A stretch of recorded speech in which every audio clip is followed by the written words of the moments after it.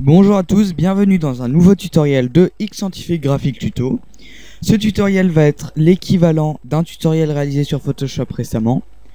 Il va consister à réaliser une ombre réaliste d'un objet à mettre dans une image.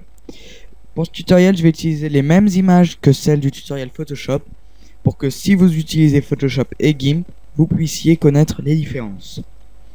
Donc là, j'ai une image de prairie et je vais importer une image qui ne fait pas partie de mon image d'origine. Donc je vais ouvrir en tant que calque et je vais ouvrir mon image. C'est celle-là. Donc c'est un melon. Je vais la redimensionner un petit coup avec l'outil mise à l'échelle, c'est cet outil-là. Je garde les proportions de l'image. Je mets un petit coup à l'échelle. Ça va représenter un melon géant dans une prairie. Voilà. Alors déjà le but ça va être de détourer l'image. Alors pour cela, chacun a sa technique. Moi j'utilise la technique, l'équivalent de l'outil gomme d'arrière-plan sur Photoshop. Un tutoriel a été dédié à ça récemment, hein.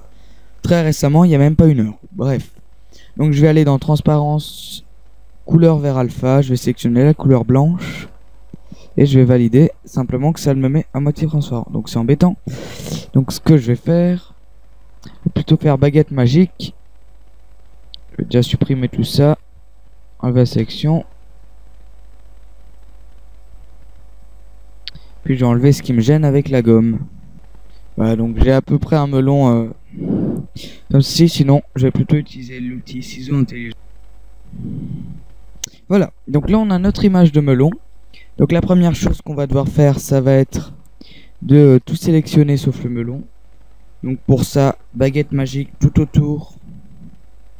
Et puis on va inverser la sélection. Donc là j'ai une sélection inversée, je vais faire calque. Et là je vais dupliquer ce calque.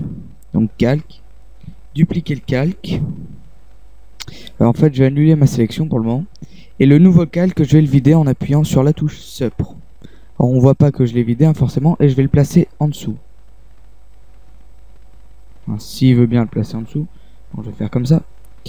Et maintenant avec celui-là, avec le premier calque où il y a le melon, je sélectionne tout autour et je fais sélection inversée. Ce qui fait que j'ai une section autour du melon. Là maintenant je passe sur mon calque vide. Et je vais faire outil de remplissage en noir. On n'a rien vu. Simplement que si je déplace mon calque de melon, on a un truc noir derrière. Donc le truc noir ça va devenir l'ombre. Donc déjà je vais caler le bas de l'ombre. Alors maintenant il va falloir déterminer d'où vient la lumière. Si j'observe l'ombre de la maison, je dirais que la lumière vient un peu de la gauche. Donc on va admettre que l'ombre sera plaquée sur le sol. Donc pour plaquer l'ombre sur le sol, on va devoir changer la perspective de l'ombre. Donc pour ça, il y a un outil exprès, hein, changer la perspective. C'est celui-là. On clique dessus et là, c'est simple, il va falloir saisir les coins et étaler notre objet. Non, pardon, excusez-moi, je me suis trompé. Faut le faire avec le calque de l'ombre. Sinon, ça va pas marcher, voilà. Là, on va l'étaler pour que ce soit à peu près réaliste. La transformer, voilà, donc là, on a ça. Alors, bien entendu, ça fait, pour le moment, il faut déjà la replacer. En plus, ça fait pas du tout ombre réaliste. Donc déjà, quelque chose qu'il faut faire, elle est beaucoup trop noire. L'ombre, il faut la mettre moins opaque.